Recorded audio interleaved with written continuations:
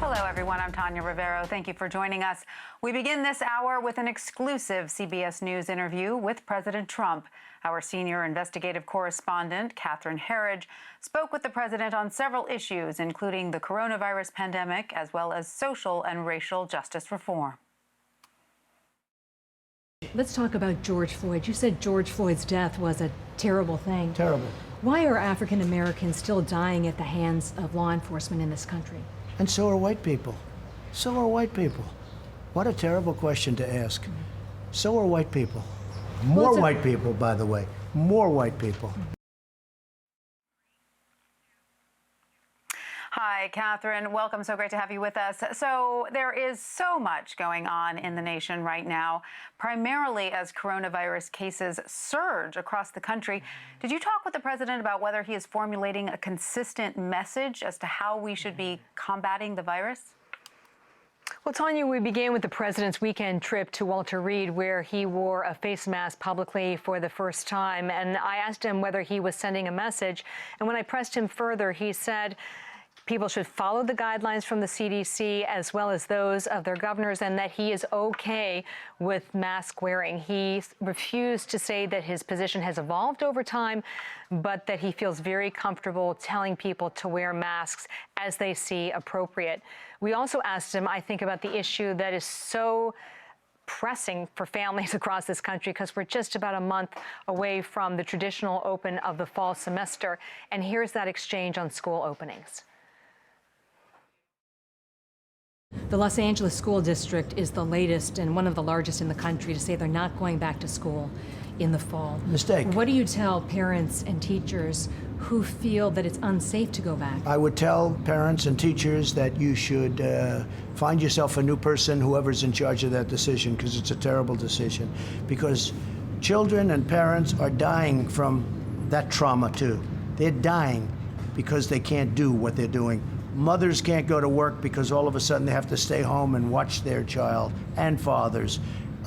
What's happening? You know, there's a tremendous strain on that whole side of the equation. So it's a balancing act. It is a balancing act, but that we have to open our schools. Well, I also say a decision like that is politics, because we're starting to do very well in the polls, because I'm for law and order. I'm for strong business. Our jobs are coming back at a record level like we've never seen anything like it, record level. We're heading up. It's turning out to be the V, just like I built it once before, the strongest economy ever. I'm doing it again. And they don't want that to happen because they think who's the they? They is the Democrats.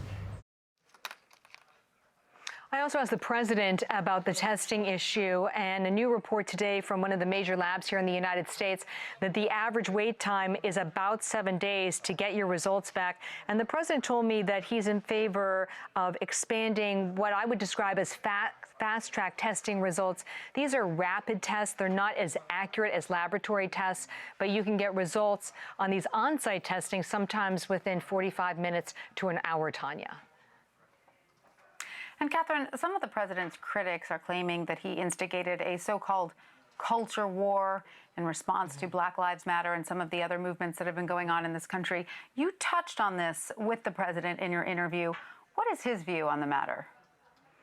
Well, I had a short exchange with the president on the issue of the battleground Confederate flag and how he felt that fit into the conversation about freedom of speech and how it was a symbol that was deeply hurtful to many Americans. Here's that exchange. President Trump, back in 2015, you said the Confederate battle flag belongs in a museum. Do you still believe that? All I say is freedom of speech. It's very simple. My attitude is freedom of speech. Very strong views on the Confederate flag. With me, it's freedom of speech. Very simple. Like it, don't like it, it's freedom of speech. Would you be comfortable with your supporters displaying the Confederate battle flag at political events? You know, it depends on what your definition is, but I am comfortable with freedom of speech. It's very simple. But you understand why the flag is a painful symbol for many people, because it's a reminder of slavery. Well, people love it, and I know people that like the Confederate flag, and they're not thinking about slavery. I look at NASCAR. You go to NASCAR, you had those flags all over the place. They stopped it. I just think it's freedom of speech, whether it's Confederate flags or Black Lives Matter or anything else you want to talk about. It's freedom of speech. And I'm sure we're going to hear a lot more about that issue for a number of obvious reasons. To the president's credit, we asked several very direct questions of him, and he answered all of our questions, Tanya.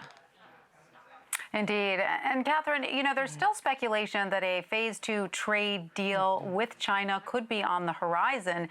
Did the president indicate where that relationship currently stands? Well, a little bit of the backstory. In January of this year, January 15th, the Chinese delegation came here to Washington, D.C., and they signed what's called Phase 1 of the trade talks. And the president made the point today that within about a week of that period, he said barely the ink was dry on that phase of the deal when the global community was hit with COVID-19. And I pressed him on whether this was going to be a way of accountability for the Chinese government, that the U.S. would not move forward on phase 2 of these talks. I think this is one of the most newsy exchanges of the entire interview, so listen. Is phase 2 of the trade talks with China dead? I'm not interested right now in talking to China. So is I've it always on had a tough hold, on the stance. back burner? Look, we made a great trade deal, but as soon as the deal was done, the ink wasn't even dry, and they hit us with the plague, okay? So right now, I'm not interested in talking to China about another deal. I followed up and asked the president whether accountability equated to holding the Chinese government accountable at the negotiating table. And he went on to say that it's for me to know what accountability looks like, not you at this stage. So I felt like there's another level of action the U.S. will take that involves China, that goes beyond putting these phase 2 trade talks on ice, at least for the time being. Well, still, it sounds like that trade deal doesn't look promising at the moment. All right. Well, Catherine Herridge, thank you so much for sharing your insight with us into your interview with the president. We really appreciate it. My pleasure. Thank you. And a quick programming note, you can stream more of Catherine's interview with President Trump coming up in our next hour on Red and Blue right here on CBSN. And you can watch Catherine's complete interview with the president on the CBS Evening News with Norah O'Donnell. And that is tonight at 6:30 p.m. Eastern, only on CBS.